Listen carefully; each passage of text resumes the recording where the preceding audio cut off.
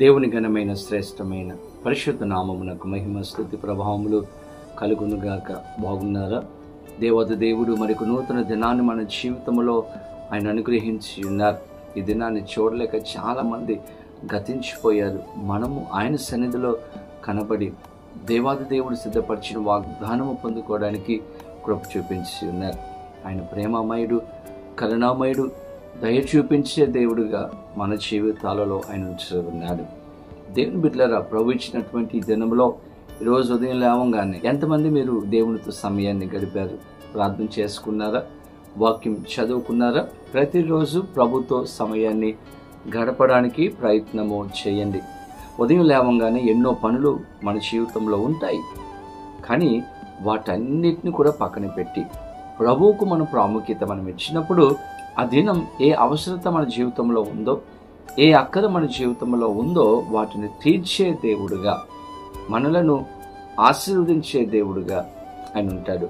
కాబట్టి మన జీవితంలో ప్రథమముగా దేవునికి ప్రాధాన్యత ఇచ్చే బిడ్డలముగా, దేవుని బిడ్డలముగా మనము జీవించాలని ప్రభు ఆశపడుతూ ఉన్నారు.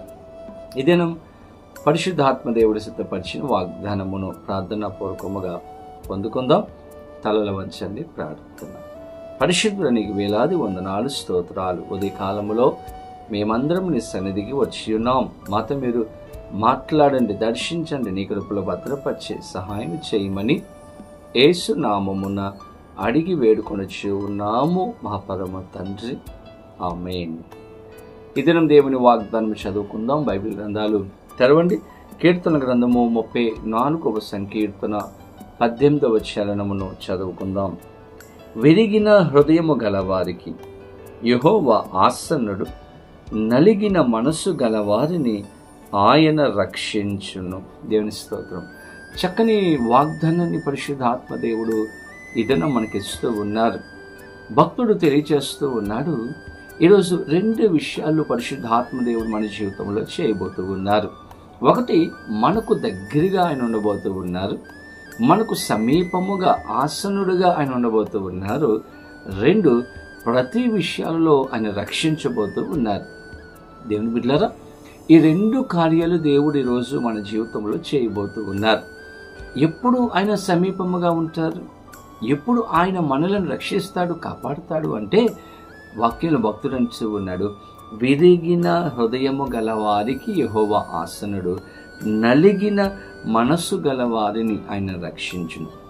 విరిగిన, నలిగిన హృదయము, మనస్సు గలవారికి దేవుడు దగ్గరగా ఉంటాడు.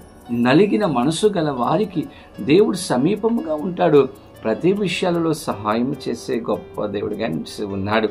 విరిగిన మనస్సుతో ప్రభు దగ్గరకు వస్తే, నలిగిన మనస్సుతో, హృదయముతో ప్రభు దగ్గరకు వస్తే ఆయనకు అది ఇష్టం అంట, అది ఆయనకు నచ్చుతుందంట.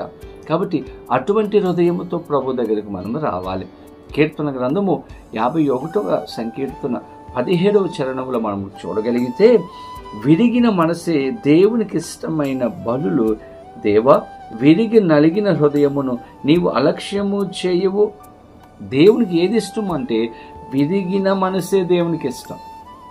విరిగిన మనస్సు, నలిగిన మనసు దేవునికి ఇష్టం. ఆయన అటువంటి మనస్సుతో ఆయన దగ్గరకు వచ్చినప్పుడు ఆయన నెగ్లెక్ట్ చేసే దేవుడు కాదు, పక్కన పెట్టే దేవుడు కాదు, అలక్ష్యము చేసే దేవుడు కాదు, కానీ నిన్ను పట్టించుకునే దేవుడుగా ఉన్నాడు. దేవుని బిడ్డలారా, అటువంటి మనస్సుతో ప్రభు దగ్గరికి మనం రావాలి. దేవాలయంలో 2 ప్రార్థన చేయడానికి వెళ్ళారు. పరిసయుడు, సుంకరి. పరిసయుడు చాలా గొప్పగా చెప్పుకుంటూ ఉన్నాడు. దేవుని దగ్గరకు వచ్చి, నేను ఉపవాసం ఉంటాను, నేను మందిరానికి వెళతాను, కానుకలు ఇస్తాను, ధర్మకార్యాలు చేస్తున్నాను, ఎన్నో విషయాలు ప్రభు దగ్గరకు వచ్చి గొప్పగా చెప్పుకుంటూ ఉన్నాడు. దేవాలయంలో తను తాను గొప్ప చేసుకుంటూ ఉన్నాడు. కానీ అదే సమయంలో సుంకరి కూడా దేవుని మందిరానికి వచ్చాడు. సుంకరి కూడా ప్రార్థన చేస్తూ ఉన్నాడు. సుంకరికి ఎలా ప్రార్థన చేయాలో సరిగా మంచి పదాలు తెలియదు. సుంకరికి ఎలా ప్రార్థన చేయాలి, ఎటువంటి పదాలు వాడాలి, ఎలాగ దేవుని మెప్పించాలో తెలియనటువంటి ఒక వ్యక్తి దేవుని సన్నిధికి వెళ్ళి ప్రార్థన చేస్తూ ఉన్నాడు. ఒక నలిగిన హృదయముతో, విరిగిన మనస్సుతో సుంకరి ప్రార్థన చేస్తూ ఉన్నాడు. ప్రభువా, నేను పాపిని, నేను ఎందుకు పనికిరానటువంటి వాడను, నిన్ను చూడడానికి కూడా నాకు శక్తి సరిపోదు, ఆ యోగ్యత నాకు లేదు, నేను పాపిని అని నలిగిన మనస్సుతో ప్రభు దగ్గరకు వచ్చాడు. తన పరిస్థితిని అక్కడ ఒప్పుకున్నాడు, తగ్గించుకున్నాడు. దీనుడుగా సుంకరి కనపడ్డాడు. సుంకరి ప్రార్థన మాత్రమే దేవుడు ఆలకించి నీతిమంతునిగా తీర్చి తనకున్నటువంటి అవసరతలు దేవుడు అక్కడ తీర్చాడు. ఈరోజు ప్రభు దగ్గరకు మనం వచ్చినప్పుడు నలిగిన మనస్సుతో రావాలి. అన్న కూడా దేవుని మందిరానికి ఎలా వచ్చిందనుకుంటున్నారు? నలిగిన హృదయముతో, విరిగిన మనస్సుతో, దుఃఖముతో, వేదనతో ప్రభు దగ్గరకు వచ్చి తను తగ్గించుకుని ప్రభు పాదాలు పట్టుకుంది, ప్రార్థన చేసింది. దేవుడు ఆమె యొక్క ప్రార్థన ఆలకించి ఆమెకు దేవుడు దగ్గరగా ఉన్నాడు. సుంకరి ప్రార్థన దేవుడు ఆలకించి సుంకరికి దేవుడు దగ్గరగా ఉన్నాడు. వారికి కావలసినటువంటి కార్యాలు వాడి జీవితంలో దేవుడు అనుగ్రహించాడు. పరిశ్రయానికి దేవుడు దూరంగా ఉన్నాడు. ఈరోజు దేవుని బిడ్డలారా, మనము కూడా నలిగిన హృదయముతో, విరిగిన మనస్సుతో ప్రభు దగ్గరకు రాగలిగితే, ఈరోజు ఏదైతే మీరు దేవుని అడుగుతూ ఉన్నారో, ఏ విషయాలైతే ప్రభు పాద సన్నిధిలో పెట్టి మొదపెడుతూ ఉన్నారో వాటికి దేవుడు జవాబు అనుగ్రహించి మన జీవితాలలో గొప్ప కార్యాలు చేసే దేవుడిగా అని ఉంచాడు. అంత మాత్రమే కాదు, మనకు సమీపముగా ఉంటాడు. మనలను ప్రతి విషయాలలో నుండి రక్షించే గొప్ప దేవుడిగా ఉంచాడు. కాబట్టి ప్రభు దగ్గరకు మనం వచ్చినప్పుడు నలిగిన హృదయము, విరిగిన మనస్సుతో ప్రభు దగ్గరకు మనం రావాలి. అలా వస్తే ఏ విషయాలైతే ప్రభుని అడుగుతున్నామో వాటన్నిటినీ ఆయన అనుగ్రహిస్తాడు. దీన మనస్సు కలిగి ప్రభు దగ్గరికి మనం రావాలి. అటువంటి కృపా పరిశుద్ధ ఆత్మదేవుడు ఈ వీడియో చూస్తున్న ప్రతి ఒక్కరికి అనుగ్రహించి సహాయం చేయనుగాక. ఆమేన్. ప్రార్థన. పరిశుద్ధుడానికి వేలాది వందనాలు, స్తోత్రాలు. ఉదయకాలంలో మేమందరం నీ సన్నిధికి వచ్చి ఉన్నాము ప్రభువా. శ్రేష్టమైన వాగ్దానం ఇచ్చి ఉన్నారు. నలిగిన హృదయము, విరిగిన మనస్సు మేము కలిగి ఉన్నప్పుడు మాకు సమీపముగా ఉంటానని, రక్షిస్తానని, సహాయము చేస్తానని వాగ్దానం చేసి ఉన్నారు.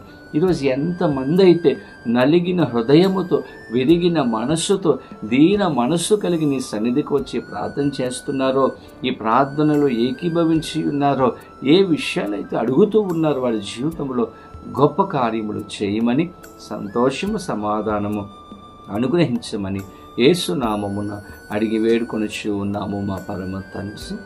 ఆమేన్. తండ్రి, కుమార, పరిశుద్ధాత్మ త్రియేక దేవుని యొక్క దేవుని ఆశీర్వాదము సదాకాలము కలుగునుగాక. ఆమేన్. దేవుడు మిమ్మలను దీవించునుగాక. ఆమేన్.